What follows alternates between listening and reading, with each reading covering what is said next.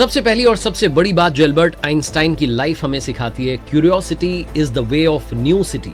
जिज्ञासा ही आपके आने वाले कल का निर्माण करती है। जितने आप क्यूरियस होंगे लाइफ में, उतना आप नया सीखेंगे, और जितना नया सीखेंगे उतना जिंदगी में आगे बढ़ेंगे। एल्बर्ट आइंस्टाइन की लाइफ के बारे में शुरू से बात करते हैं। 14 मार्च 1879 को जर्मनी के उल्म सिटी में उनका जन्म हुआ। जर्मनी में ही वो सिमट के नहीं रह गए, वो पूरी दुनिया में फेमस होते चले गए। दुनिया के सबसे इंटेलिजेंट व्यक्ति का दर्जा उन्हें प्राप्त हुआ। एल्बर्ट आइंस्टाइन, जिनसे जब पूछा गया कि आपने इतनी सारी चीजों के बारे में बात की, इतनी सारी आपने डिस्कवरीज की हैं, तो क्या वो चीज है जिसने आपको आगे बढ़ाया, उन्होंने सिर्फ एक शब्द में आंसर दिया, एक शब्द में उत्तर दिया कि क्यूरियोसिटी। क्यूरियस रहना मेरा जीवन में मुझे यहाँ तक लेकर के आ गया। मैं बहुत सारे सवाल करता था, बहुत सारे सवाल मेरे पास में होते थे, और उनका जवाब खोजने के लिए इतनी सारी डिस्कवरीज करता चला गया। एक छोटा सा बचपन का किस्सा सुनाता हूँ। 4 साल के थे एल्बर्ट आइंस्टाइन। उन्हें सूप दिया गया पीने के लिए, तो जैसे उन्होंने सूप पिया तो उनके मुंह से निकला, सूप बहुत गर्म है। कमाल की बात यह कि इस 4 साल के बच्चे ने तब तक एक शब्द नहीं कहा था, बोले नहीं थे। पेरेंट्स जो थे वो हैरान हो गए कि आज पहली बार इसने इतनी बड़ी लाइन बोल दी, एक साथ इतना कुछ बोल दिया कि सूप बहुत गर्म है। उनसे पूछा कि अब तक तुमने कुछ बोला क्यों नहीं? तो जो बच्चा अब तक नहीं बोला था वो बहुत ही सिंप्लिसिटी के साथ जवाब देता। एल्बर्ट आइंस्टाइन ने कहा मम्मी पापा को कि क्योंकि अब तक मुझे इस घर में कोई दिक्कत नहीं हुई थी, इसलिए मैंने कभी कुछ बोला ही नहीं। एल्बर्ट आइंस्टाइन ने आगे चल करके ये बात बहुत स्पष्ट रूप से कही कि क्यूरियोसिटी ही मुझे लाइफ में बहुत आगे लेकर के आई है, और जितना इस दुनिया को खूबसूरत बनाना है, हमें क्यूरियस रहना होगा, जिज्ञासाओं को ही लेकर के आगे बढ़ना होगा, उनके जवाब खोजने की कोशिश करनी होगी। तो एल्बर्ट आइंस्टाइन की लाइफ से सीखिए कि पहले क्यूरियस रहें, फिर उन सवालों के जवाब खोजें और लाइफ में आगे निकल जाए। दूसरी सबसे बड़ी बात जो एल्बर्ट आइंस्टाइन की लाइफ सिखाती है, थिंक डिफरेंट। अगर आप कुछ अलग करना चाहते हैं, बड़ा कुछ अचीव करना चाह रहे हैं, तो थोड़ा अलग सोचना शुरू कीजिए। एल्बर्ट आइंस्टाइन, जिनके बारे में बता रहा था आपको कि 4 साल तक बोल नहीं पा रहे थे, लेकिन जब बोलना शुरू किया तो फिर ऐसे ऐसे सवाल करने लगे कि लोग कहने लगे भाई ये बच्चा क्या सवाल कर रहा है। 16 साल की उम्र में आइंस्टीन को जब ये सवाल किया गया कि लाइट स्पीड से ट्रैवल करना क्या होगा, तो ये सवाल लोगों को बचकाना लगता था, बेतुका लगता था, लेकिन एल्बर्ट आइंस्टाइन ने उस सवाल को एक इंस्पिरेशन के तौर पर लिया। वो हमेशा ये सोचते थे कि ये करके दिखाना, ये नहीं सोचते थे कि होगा कि नहीं होगा, संभव है कि नहीं है। पॉसिबल इम्पॉसिबल के चक्कर में पड़े ही नहीं कभी। एल्बर्ट आइंस्टाइन क्रिएटिवली कुछ ना कुछ करते रहते थे, हमेशा रचनात्मक सोचते थे, और दूसरों को कहते थे कि भाई इसकी ताकत बहुत है, क्रिएटिविटी को लाइफ में लेकर के आओ, आपका विजन बदलो। वही कहते हैं ना कि नजर बदलिए, नजारे बदल जाएंगे। एल्बर्ट आइंस्टाइन, जिनको स्कूल में टीचर्स मंदबुद्धि, डफर, यहाँ तक कि मानसिक रोगी कह चुके थे, क्योंकि कुछ भी सवाल पूछा करते थे, बहुत सारे सवाल पूछते। लेकिन एल्बर्ट आइंस्टाइन को खुद भी स्कूल जाना अच्छा नहीं लगता था, क्योंकि वहां पर रट्टू तोता बनाया जाता है। एल्बर्ट आइंस्टाइन कहते थे कि वो रटने पर जोर दे रहे, और रटना उन्हें पसंद नहीं था, उन्हें याद रहता नहीं, तो वो रटने में असमर्थ थे। ये रटना, जो कि आज की मॉडर्न एजुकेशन का बहुत इंपॉर्टेंट हिस्सा बन गया है, ये एल्बर्ट आइंस्टाइन को कभी समझ में नहीं आया। उनका साइंस में, मैथ्स में बड़ा फोकस था। एक बार तो उनके मैथ्स के टीचर ने कह दिया था कि भाई एल्बर्ट, तुम तो इतना ज्यादा जानने लग गए हो, मैं तुम्हें पढ़ाता हूं लेकिन अब मुझे लग रहा है कि तुमने इतना जान लिया कि अब तुम मुझे पढ़ाओ। इस तरह के बुद्धिमान थे एल्बर्ट आइंस्टाइन। तीसरी सबसे बड़ी बात, आज की दुनिया फेक सी लगने लगी है। हर कोई दिखावे की दुनिया में जी रहा है, दिखावा कर रहा है, दिखावटी बनना चाह रहे हैं। एल्बर्ट आइंस्टाइन कहते हैं कि भाई ओरिजिनल बनिए, बी ओरिजिनल। यही है तीसरी लर्निंग। एल्बर्ट आइंस्टाइन ने कभी भी फेकनेस में विश्वास नहीं रखा, वो कभी कोई काम फेक नहीं करते थे, जैसे थे रियल थे। वो दुनिया के सबसे इंटेलिजेंट व्यक्ति थे, जिन्होंने थ्योरी ऑफ रिलेटिविटी दी, जिसे आज भी हम पढ़ रहे हैं। साइंस के पता नहीं कितने सारे अनसॉल्व्ड क्वेश्चंस थे, पजल्स थी, जिनको सॉल्व किया। जिस व्यक्ति ने इतने महत्वपूर्ण सिद्धांत दिए, इतनी इंपॉर्टेंट थियरीज दी, वो व्यक्ति चीजें याद नहीं रख पाता था। एक बार उनसे किसी ने उनका नंबर पूछा, तो एल्बर्ट आइंस्टाइन जो थे वो टेलीफोन डायरेक्टरी देखने लगे। सामने वाले को हंसी आ गई, उसने कहा आपको अपना नंबर याद नहीं है, आप इसमें देख रहे हैं। एल्बर्ट आइंस्टाइन ने कहा कि भाई जिसका जवाब किताब में मिल जाए, उस चीज को याद रखने की क्या जरूरत है। एक और कमाल का किस्सा, एक बार ट्रेन में ट्रैवल कर रहे थे, टीसी आया, टीसी ने कहा हाँ जी साहब टिकट दिखाइए। एल्बर्ट आइंस्टाइन अपने कोट की जेब में ढूंढने लगे, पैंट में ढूंढने लगे जेब में, लेकिन मिला नहीं टिकट। तो नीचे घुस गए सीट के, ढूंढने लगे, और टीसी इज्जत करता था, उसने कहा कि अरे सर मुझे पता आपने टिकट ले लिया हो, आप इतना परेशान मत होइए, ठीक है ना, आप बैठो आराम से।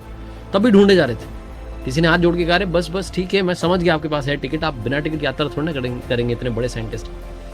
एल्बर्ट आइंस्टाइन ने कहा कि वो सब ठीक है भाई, मैं टिकट इसलिए खोज रहा हूं, मुझे पता तो चले मुझे जाना कहाँ है। छोटी छोटी चीजें भूल जाते थे, लेकिन काम इतने महान कर दिए कि दुनिया आज उन्हें भूल नहीं पा रही है, हमेशा दुनिया उन्हें याद रखती है। कभी भी अगर आपके सामने मुसीबत आ रही है तो पीठ दिखा करके भागना नहीं है, फेस योर प्रॉब्लम्स, यही चौथी सबसे बड़ी बात है।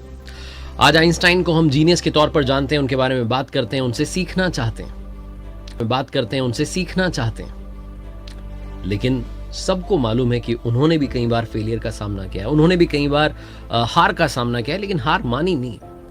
वो हमेशा कोशिश करते रहे। आइंस्टाइन ने कहा था, a person who never made a mistake never tried anything new. एक व्यक्ति जिसने कभी गलती नहीं की, उसने कभी कुछ नया करने की कोशिश नहीं की। एक किस्सा है, आइंस्टाइन जब अमेरिका गए थे तो लैब असिस्टेंट ने उनसे कहा कि सर क्या ला करके दे दूं, कोई आप लिस्ट बना करके दे दीजिए। तो उन्होंने कहा एक ब्लैक बोर्ड ला दो, बहुत सारी चॉक्स ला दो, पेन पेपर ले आओ और एक डस्टबिन ले आओ, क्योंकि बहुत सारी गलतियां करूंगा तो डस्टबिन चाहिए होगा कागज फेंकने के लिए। आइंस्टाइन के बेटे ने कहा कि मेरे फादर इसलिए एक्स्ट्राऑर्डिनरी थे क्योंकि वो फेल होने के बावजूद भी उस प्रॉब्लम को सॉल्व करने में लगे रहते थे। वो तब भी कोशिश करते रहते थे जब रिजल्ट उनके फेवर में नहीं आ रहा होता था, और यही खूबी उनको आज इतना महान वैज्ञानिक बना चुकी। इसी खूबी ने उन्हें वहां पहुंचा दिया जहां सब पहुंचने की कोशिश कर रहे होते। और आखिरी सबसे बड़ी बात, आपका ज्ञान ही आपको अपना हक दिलाता है। बच्चन साहब भी ये बात अपने शो में कहते हैं, और आज ये बात एल्बर्ट आइंस्टाइन से भी सीखी जा सकती है, क्योंकि जानकारी उन्होंने जुटाई और उसी से सक्सेस पाई। एल्बर्ट आइंस्टाइन चाहते तो स्कूल से ड्रॉप आउट ले सकते थे, छोड़ सकते थे, अपने ही सवालों के जवाब खोजने में लग सकते थे, लेकिन उन्होंने जो अवेलेबल एजुकेशन थी उसको कंप्लीट किया, फिर अपने सवालों के जवाब ढूंढना शुरू किया। जो उनके माइंड में क्रिएटिव इमेजिनेशन चल रही होती थी, क्यूरियोसिटी चल रही होती थी, उसको सॉल्व करने में लग गए, और इसीलिए उन्होंने इतनी सारी थियरीज दी हैं, इतनी सारी खोज के लिए आज उन्हें जाना जाता है। एल्बर्ट आइंस्टाइन इतने बड़े महान वैज्ञानिक बन पाए। आज के जो जीनियस लोगों की डेफिनेशन है कि जीनियस कैसे होने चाहिए, उससे एल्बर्ट आइंस्टाइन कंप्लीटली डिफरेंट थे। वो 10-10 घंटे सोते थे, काम के बीच में झपकियां लेते थे। उनका एक फंडा बड़ा फेमस है कि जब वो आराम कुर्सी पर लेटे होते थे तो अपने हाथ में चम्मच लेकर के ऐसे लेटते थे और नीचे जमीन पर थाली रखते थे, ताकि जैसे ही चम्मच छूटे, थाली पर गिरे, आवाज आए, उनकी नींद टूट जाए और वो दोबारा काम में लग जाए। एक मशहूर किस्सा मुझे याद आता है, जब चार्ली चैपलिन के साथ में वॉक पर एल्बर्ट आइंस्टाइन निकले हुए थे तो लोग इन दोनों को देख करके हाथ हिला रहे थे, हाय हेलो चल रहा था, लोग खुश हो रहे थे कि अरे दो महान लोग साथ में चल रहे। चार्ली चैपलिन ने एल्बर्ट आइंस्टाइन से कहा कि देखो हम दोनों फेमस हैं, तुम इसलिए फेमस हो क्योंकि हर कोई तुम्हें समझ नहीं पाता, और मैं इसलिए प्रसिद्ध हूँ, इसलिए पॉपुलर हूँ क्योंकि हर कोई मुझे समझ पाता है, मुझसे रिलेट कर लेता है। तो दोनों की अपनी अपनी खूबियां थी और दोनों अपने अपने फील्ड में महान थे। और जाते जाते बेहतरीन इंसान के बारे में बेहतरीन बात करनी जरूरी है। एल्बर्ट आइंस्टाइन ग्रेट साइंटिस्ट हुए, उन्हें लोगों की, वक्त की, लोगों की फीलिंग्स की बहुत कद्र थी। एक छोटा सा एग्जांपल है, 1922 का साल था, जापान के टोक्यो में इंपीरियल होटल में रुके हुए थे, लेक्चर देने के लिए एल्बर्ट आइंस्टाइन वहां पहुंचे हुए थे। एक मैसेंजर आता है, डोरबेल बजाता है और इन्हें बताता है कि सर आपने नोबेल प्राइज जीत लिया है। इतनी बड़ी खुशखबरी जब इन्हें सुनने को मिलती है तो ये उसे रिवॉर्ड देना चाहते हैं, कैश देना चाहते हैं, कुछ था नहीं इनके पास में।